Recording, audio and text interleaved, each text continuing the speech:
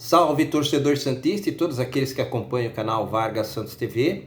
Tô falando meio baixo aqui, pessoal, porque minha voz ainda não tá muito legal, já vou pedindo desculpa para você. E ao mesmo tempo, eu vou pedir para você se inscrever aí no canal, ativar aí as notificações, para toda vez que chegar um conteúdo do time do Santos, é só você clicar ali, não custa nada não, pessoal. Dá uma força aqui pro meu canal, para que o YouTube consiga entregar esse conteúdo para muito mais santistas no Brasil e do mundo. Voltando a falar a respeito do Sub-20 do Santos, o Santos jogou a sua quarta rodada, né? E teve aí mais um empate. Lembrando e recapitulando a jornada do Santos até o presente momento, o Santos ganhou do time do São Paulo de 3-2, depois o Santos fez um empate jogando contra o Atlético Paranaense em 1-1. O Santos ganhou de goleada do time do Atlético Goianiense. E o Santos está trazendo mais um empate na bagagem de 1-1, mais um ponto, que é legal, né, pessoal? Mas a partida que o Santos jogou hoje foi uma partida muito boa, mas também encarou um time muito bem treinado, que é o time do Grêmio. São escolas diferentes, o Santos tem um jeito de jogar diferente do time do Grêmio, o time do Grêmio um pouco mais agudo, embora seja uma escola do Sul. O jogo do Grêmio era um jogo muito mais vertical, o Santos é um jogo mais de toque de bola. Mas nenhum dos jogos, das maneiras de jogar, vamos dizer assim, deixa de ter velocidade, porque o Santos é também objetivo. O Santos não tocava para trás. E é uma característica dos dois times, e principalmente dessa categoria, é que nenhum dos dois times desistem. É muito comum você ver isso nas categorias de base de todas as equipes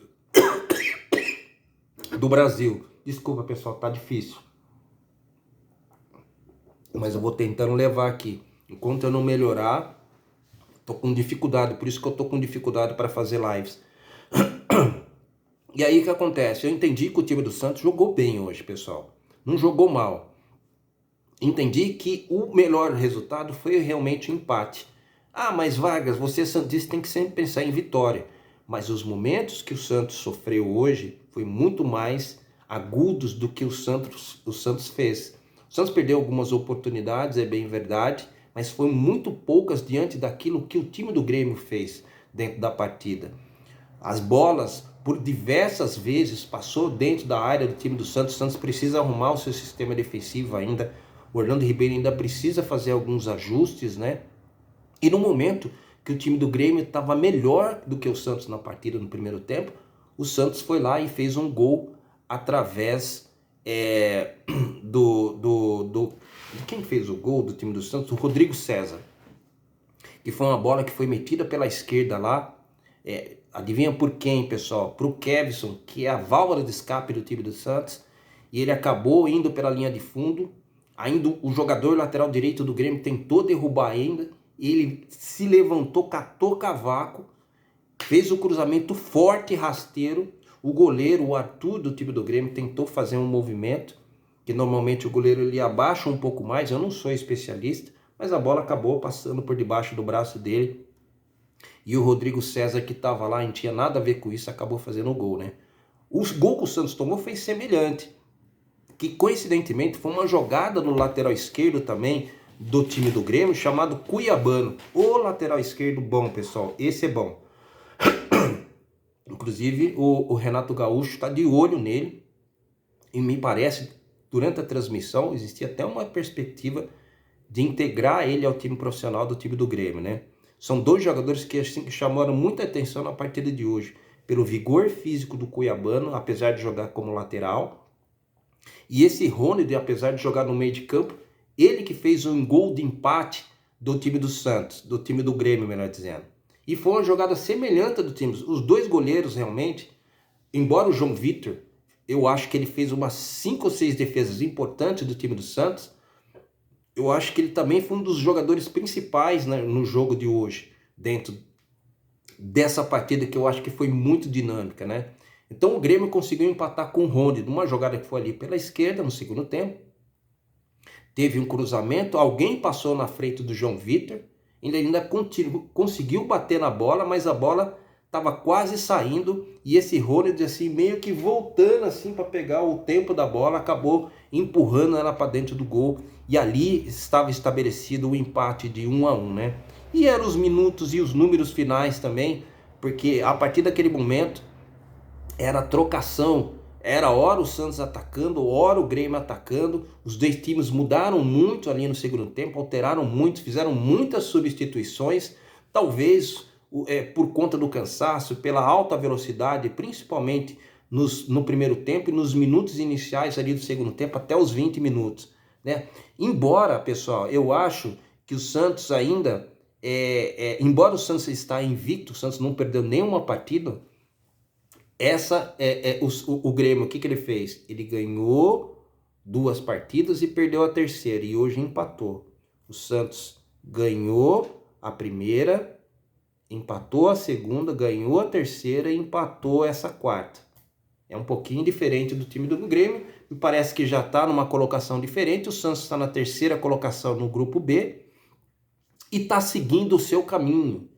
Cara, muito bom os jogadores do time do Santos. Dá gosto de ver jogar, pessoal. Dá gosto de ver os caras jogar, né? Não existe bola perdida para o sub-20 do time do Santos. Mas Vargas, você falou dos gols do Santos e você não falou a escalação do time mais glorioso do mundo. Quem foi os moleques que saiu jogando? Tudo bem, pessoal, vou dar a escalação para você e todos aqueles que acompanham o canal Vargas Santos TV. A escalação do time do Santos foi a seguinte: o João Vitor no gol, o Gustavo, que é lateral direito, mas na verdade sua posição de origem é meio de campo, mais conhecido como volante. Ele estava jogando na lateral direita. O Matias, para mim, foi uma estreia dele, para mim foi muito boa a estreia dele. O Samuel é o zagueiro que joga ali pela esquerda, completando o sistema defensivo do Santos. O Kevson, né, que jogou muito bem de passagem. A maioria dos gols do time do Santos sai pela esquerda. Você já reparou isso, pessoal? Aí teve o Balão jogando ali no meio de campo, junto com o Rodrigo, 16 anos esse moleque, rapaz. Ele não pode queimar etapas, a exemplo do que acontece com o David Washington, né? Mas esse moleque, se ele continuar jogando desse jeito, fazendo o gol do jeito que ele faz, compreensão tática muito boa, é um jogador que tem um estilo europeu de jogar. É um jogador que sai muito da área, taticamente ele funciona muito bem. Eu tenho absoluta certeza, dentro do tempo certo, na hora certa. Ele tem 16 anos, tem mais uns 4, 5 anos para jogar as categorias de base aí, né? Não eliminando etapas, seguindo o esquema tático e o esquema direito para esse jogador vai longe, que é o Rodrigo César. O Bernardo também jogou muito bem, pessoal. Ô, molecada que joga bem. Só que o Bernardo, ele jogou bem o primeiro tempo. No segundo tempo eu achei que não estava muito bem, não. Inclusive ele foi substituído. Ele errou uns 3, 4 passes ali, que eu achei que foi por isso que ele acabou saindo. O Orlando Ribeiro acabou substituindo ele. O Rafael Moreira, que ora ele é titular, ora ele está no banco de reserva, normalmente eu vejo ele entrar na segunda etapa, mas na partida de hoje ele saiu jogando. O Fernandinho saiu no sistema de ataque junto com o Patati. Olha, o Patati deu um trabalho, acho que umas 2 canetas hoje. Se ele deu 2 canetas hoje foi pouco. Jogou demais o Patati. As melhores oportunidades do sistema de ataque do time do Santos foi ocasionadas por ele. Para concluir, final, jogador técnico, tático e muito bom, com a idade que tem, esse Rodrigo César, que inclusive ele deu entrevista ali no final da partida, ele é melhor do que o Patati. Agora o Patati é mais incisivo, não tem medo, vai para cima de qualquer jogador. E olha que esse cuiabano é forte. E ele jogou ali pelo lado dele, foi difícil pro cuiabano segurar o Patati, cara. Mas o Patati foi para dentro dele e conseguiu fazer boas jogadas, né? Bateu falta, eu acho que ele bateu bem. Teve uma falta que ele bateu bem, que foi por elevação. Teve umas 2 ou 3 jogadas que ele fez no primeiro tempo ali, fazendo o cruzamento para tentar achar o ponta esquerda, que no caso era o Fernandinho, que estava do outro lado, de encontro com a bola. Normalmente o Fernandinho tá ali. Então você percebe que o Orlando Ribeiro tem um time na mão. É uma mescla do sub-17 junto com o sub-20, que ainda tem idade para jogar o sub-20 do time do Santos. Deu uma química muito boa. Essa molecada do sub-17 realmente está fazendo muito sucesso, né? Se não ultrapassar essas etapas que são normais dentro desse contexto, dentro desse processo, o Santos tem aí mais uns 3, 4 anos com esses mesmos jogadores. Então pensa no entrosamento deles dentro da partida, pessoal. Né? E quando chegar no time profissional, a hora que sobe um, se o técnico for esperto e inteligente, ele vai pegar e subir aqueles que já têm um entrosamento e não vai precisar dar entrosamento para ele jogando no profissional. Só que eles têm que maturar dentro das categorias de base e segurar, chupar o talento desses moleques até onde não puder mais. E aí, se o Santos tiver a oportunidade e não cortar etapas, por exemplo, eles começarem a treinar com o time profissional, exemplo do que acontece com o David Washington, né? E com o próprio Miguelito, né? Tá o Zabala também, os dois estão servindo lá a seleção boliviana, mas você sabe do que eu estou falando, né? Ora tá jogando nas categorias de base, ora tá treinando com o time profissional, tem que ser assim. Não pode jogar toda a responsabilidade em cima dos meninos. Ah, mas Vargas, eles estão lá para servir o time profissional. Eu tenho absoluta certeza, só que eles têm que maturar, pessoal. São muito legal. Olha, você vê os meninos da base, não tem bola perdida. Eles estão em todos os lugares. Eles cansam, o técnico Orlando Ribeiro, que tem um time na mão, vai lá, substitui eles dentro do esquema que o Orlando Ribeiro conhece. E é interessante de você ver os garotos jogarem, muito bom. Né? Eu vou falar quem foi os garotos que saíram e aqueles que entraram, só para você que está aqui ligado no meu canal Vargas Santos TV. O Bernardo acabou saindo para a entrada do Gabriel, o Bom Tempo. Eles têm o mesmo estilo de jogar, inclusive, não são parecidos. O Gabriel Bom Tempo, ele é maior que o Bernardo, mas o Bernardo tem umas tabelinhas que ele consegue fazer ali com o Patati, com o próprio Matheus, o Rafael Moreira, que entrou também, jogando como titular, acabou saindo também no segundo tempo, e é dele que eu vou falar a segunda substituição. O Bernardo saiu para a entrada do Gabriel Bom Tempo. O Rafael Moreira, que era volante, saiu para a entrada do Robert. O Robert é um lateral de ofício, mas quem estava jogando lateral é o Gustavo Henrique, que também está improvisado. Só que o Orlando Ribeiro prefere o Gustavo Henrique jogar, porque ele tem uma dinâmica melhor que o Robert, né? Só que o Robert saiu, entrou no lugar do Rafael Moreira e foi para lateral direito. Aí você vai falar assim, pô, onde foi o Gustavo Henrique? O Orlando Ribeiro jogou ele para o meio de campo. E aí o Fernandinho saiu para a entrada do Felipe Laurindo, que teve poucos minutos também na partida. O Rodrigo César, que foi o autor do gol do time do Santos, que jogou pra caramba junto com o Patati. O goleiro João Vitor também pegou muitas bolas importantes. Ele foi elogiado, inclusive, na transmissão do Sport TV.